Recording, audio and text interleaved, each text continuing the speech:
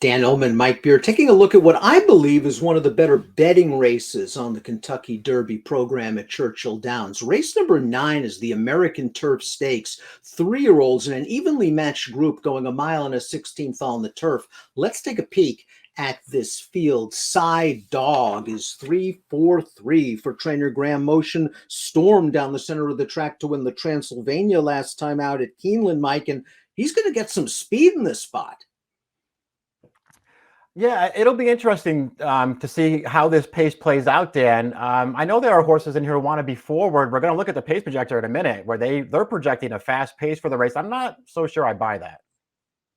Really, I kind of disagree with you. I think the pace has got to be fast in this race. We throw up the Timeform US pace projector. Dowagiac Chief was a fast gate-to-wire winner on turf 2 starts back, then set a legitimate pace in the Jeff Ruby Stakes. I know that the number 2 main event likes to be forward. Even Smokin' Tea can be forward in his races. Coinage is fast. I'm not sure he's as fast as a couple of the others in here. I think this pace is going to be legitimate, Mike. It'll be interesting to see. I don't think I agree with that, but I guess we'll find out. They have Dowagiac Chief out there on a fast pace on the lead. Watching this horse run for his whole career, he doesn't strike me as a horse who just goes as fast as he can just to make sure that he's on the lead. I know he wired a field on turf 2 starts back. He was crawling on the front. If you had to project the pace on your own, how do you see it playing out? Listen, I don't think they're going to be walking. I think it could be a fair pace. I just didn't think it was going to be fast, and I won't be surprised if the number 2 main event's on the lead. Well, let's talk a little bit about the number 1, Smokin' Tea, going out for Shug McGahee. John Velasquez, 15-1 on the line. Gate-to-wire winner over the synthetic surface at Gulfstream Park. 2 starts back. They ran around the Cutler Bay last time out. Got wired by Main Event. I thought this horse ran well. Like a lot of Shug horses, I think he's going to continue to get better. And I think there's a chance he can work out a good mid-pack trip from the rail. Yeah, I think all those things are true, Dan. I didn't think he got necessarily a great trip in that Cutler Bay last time. Not that I want to give him, some kind of big excuse, but he's a horse who could have been forward in that race, but they just did not want to go there. Castellano rated this horse after he broke very alertly. And you know what? He's a horse, too, who was trying to make a run around the second turn of that race. That's right when the pace picked up. And they sort of got away from him a little bit, but he stayed on really gamely to the end. I thought he ran an underrated race last time. The winner of the Cutler Bay is in here, and that's the number 2 main event for George Weaver and Jose Ortiz. This horse has really found himself since switching to turf. A bit of a surprise because we don't like Bernardini at all as a turf stallion. This horse really seems to love it. I liked his Cutler Bay. Let's watch that effort. He was able to get to the front and make the lead. He took on a couple of challengers 3.5 furlongs from home, and he's still able to sprint on home. And you see the horse, the number 6, Sosua Summer, who's been chasing him throughout. He is a very tired horse at the end of this race. Yeah, I thought this horse did some good things in here, too. He did take some pressure on the lead. He managed to shake that horse off, and he's clear to the wire. I like the way he strides out at the end of the race, too. That down there towards the inside there in the blue, that was Smokin' Tea trying to rally up the inside. He just missed second. I like this horse, Dan. I like all 3 of his turf starts. Even though he lost to Palm Beach to Coinage 2 back, I thought he ran really well in that race. I'm very, very interested in him in this race, and I want to use him. The number 3 is Red Run, returning to turf for trainer Steve Asmussen. This was won a stakes race at Sam Houston, 2 starts back, going a mile from way out of it. I like the way he won that race. Maybe he was helped by the pace. He got a decent enough closer's trip under Joel Rosario that day. He swung very wide into the stretch and he mowed him down. They ran him in the Jeff Ruby Stakes on synthetic. I don't think he liked that surface at all. He's a bit of a sleeper for top connections at 15-1.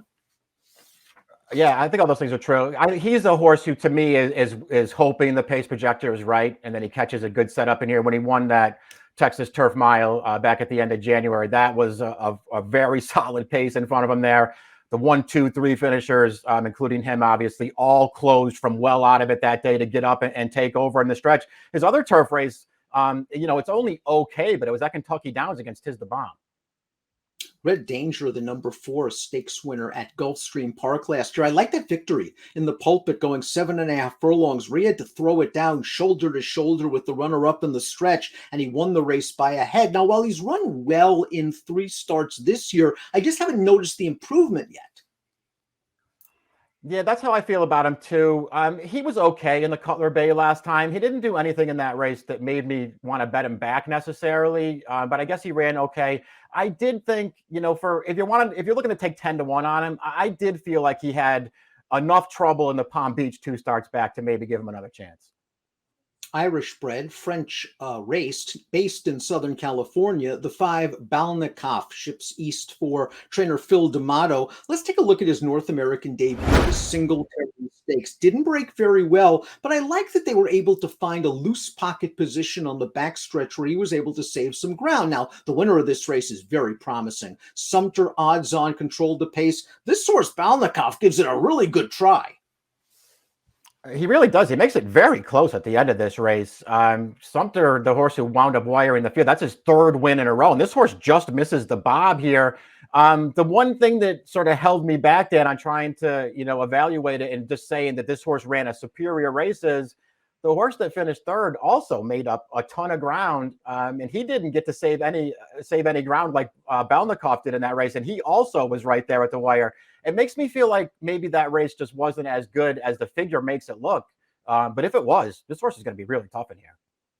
Seasonal debut for the 6 Portfolio Company, going out for Chad Brown, Joel Rosario, and I think 9-2 is a very fair price on this Son of Kitten's Joy. I really like the way he won his career debut at Saratoga, and then in the With Anticipation, you could argue he was the best horse despite being beaten by Coinage because he was wrangled off of a glacial early pace that Coinage set and still ran on well for 2nd. He ran into a good horse in Annapolis 2 starts back. I'm not too interested in the Breeders' Cup Juvenile Turf. I think he went too fast on the lead. Yeah, me too. I was surprised that they sent him in the Breeders' Cup. I know he was on the lead in the Pilgrim. To me, that was just more a matter of circumstance. It was a really short field. There was no pace in the race, so I feel like they just tried to take advantage of a situation there, and he actually ran really well. Then they came back for the Breeders' Cup, and all of a sudden, he's up there cutting the pace on a really, really fast pace before he got tired. I don't think they need to ride him that way, Dan. I think they're going to take a hold of him here. He'll be within range, but I don't think he's going to be on the lead. I'd be surprised if he was. And I think this horse has some talent. The undefeated Dog is the number 7 going out for Graham Motion. Arad Ortiz 7-2 on the morning line. I needed some convincing going into the Transylvania, and he took a bite out of me. Let's watch Dog rally from way off of the pace, and this is his style. This is how he won the Central Park as the favorite in Aqueduct in his 2nd lifetime start, but he's making a nice, solid move here. He runs right by him. I thought this was a solid victory, and I think the margin of victory doesn't tell the whole story. I agree with you, Dan. This pace was slow again, and they just rated this horse back to last. I mean, he was never far away from it, but he still had to pass everybody in a race that didn't set up great for a horse with his running style. He still won the race fairly easily. It felt like a big step forward to me. He's undefeated. I can't say that I'm, totally convinced by him yet, Dan. And if he's the favorite, I'll probably try to beat him, but I won't be surprised when he wins again.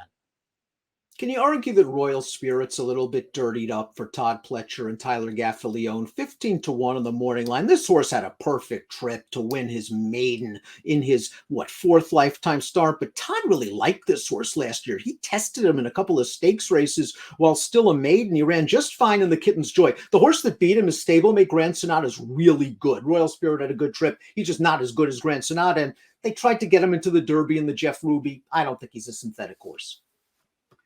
Yeah, I don't either. I don't care about the last race. My problem with him is I don't love any of his turf races. I know that, as you said, he broke his maiden with a perfect trip. He ran fine in the Kitten's Joy, and I am personally a Grand Sonata fan. But if this horse was good, he would have won that race. Stolen Base is up next, and this is a horse that's been running on the synth recently. Won the Battaglia Memorial, the local prep for the Jeff Ruby Stakes. Took some money in that race. They put blinkers on. I'm sorry, 2nd in the Battaglia Memorial.